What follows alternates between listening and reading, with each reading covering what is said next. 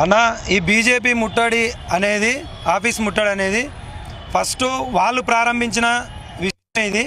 ఎందుకంటే ఉన్న మాట అంటే దేశవ్యాప్తంగా రాష్ట్ర వ్యాప్తంగా ఉన్నటువంటి ప్రతిపక్ష కావచ్చు వాళ్ళ పార్టీలో ఉన్న మహిళలపైనే వాళ్ళు అనిశ్చితమైనటువంటి వ్యాఖ్యలు చేయడం, వాళ్ళ పట్ల వికృతంగా ప్రవర్తించడమే దీనికి ముఖ్య కారణం.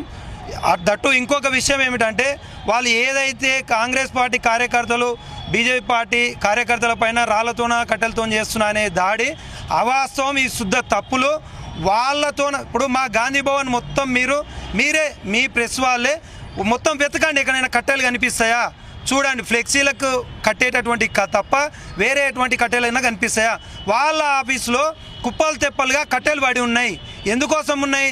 వాళ్ళు పొద్దున్న లేసే ఈ దేశంలో ఈ రాష్ట్రంలో ఉన్నటువంటి యువతను కానీ ప్రతి ఒక్కరిని చెడగొట్టే పనిలో వాళ్ళ చేతన్ భగత్ అనే ఒక ఆయన ఆర్ఎస్ఎస్ చీఫ్ ఉంటాడు కదా, ఆయన చెడగొట్టే క్రమంలో వాళ్ళు ఉపయోగించే కట్టెలను మా పైకి దాడి చేయడం జరిగింది.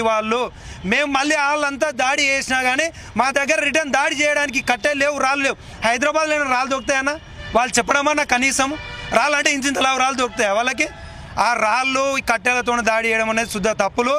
ముఖ్యంగా మేము బీజేపీ పార్టీ వాళ్ళను హెచ్చరించేది ఏమిటంటే మహిళలపై చేసినటువంటి అనుచిత వ్యాఖ్యలు కావచ్చు, దాడులు కావచ్చు, వాళ్ళ పట్ల వ్యవహరించే విధానాన్ని కావచ్చు, ముందు దాన్ని మార్చుకున్న తర్వాత మీరు ఏమైనా ఉంటే మాట్లాడండి. మీకు మాట్లాడే అర్హత లేదు. తెలంగాణ రాష్ట్రంలో ఉన్నటువంటి బీజేపీ నేతలకి మరియు దేశంలో ఉన్నటువంటి బీజేపీ నాయకులకి, ప్రధానమంత్రి గారికి ప్రతి ఇంట్లో వాళ్ళ ఇంట్లో ఆడపడుచులు ఉన్నారు. వాళ్ళ యొక్క ఆడపడుచుల శరీర భాగాలను రోడ్లతోన పోలిస్తే వాళ్ళు ఊకుంటారా? మేము కూడా దానికి నిరసనగా మాత్రమే ఇవాళ శాంతియుతంగా కార్యక్రమాన్ని నిర్వహించడం జరిగింది. వాళ్ళే దాన్ని ఇన్వాల్వ్ అయ్యి దాన్ని రాడికల్గా వికృతంగా మార్చుకోవడం జరిగింది. వాళ్ళే కొట్టుకున్నారు, ఎవరు కొట్టలే. వాళ్ళే కొట్టుకున్నారు. ఏదో సామెత ఉంటుంది కదన్న, మొగన్ని కొట్టి ఏడ్చిందనే లెక్కల వాళ్ళే కొట్టుకొని వాళ్ళు ఈ విధమైనటువంటి ప్రచారాలు చేసుకుంటా ఉన్నారు. నేను ఒకటే చెప్తా ఉన్నాను, వెంటనే మా ప్రియాంక గాంధీ గారికి క్షమాపణ చెప్పాలి. క్షమాపణ చెప్పి ఏదైతే రమేష్ అనే వ్యక్తి మాజీ ఎంపీ ఉన్నాడో ఆయన వెంటనే పార్టీ నుంచి బర్తరఫ్ చేయాలి, పార్టీ నుంచి సస్పెండ్ చేయాలి. ఆ చర్య తీసుకుంటేనే మీరు మహిళల పట్ల వివక్షత లేనట్టు.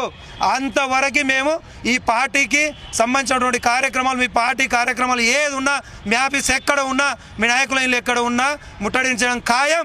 రాబోయే రోజుల్లో ఇంకా తీవ్రతరం చేస్తామని చెప్పి యువజన కాంగ్రెస్ రాష్ట్ర అధికార ప్రతినిధిగా డిమాండ్ చేస్తూ ఉన్నాను.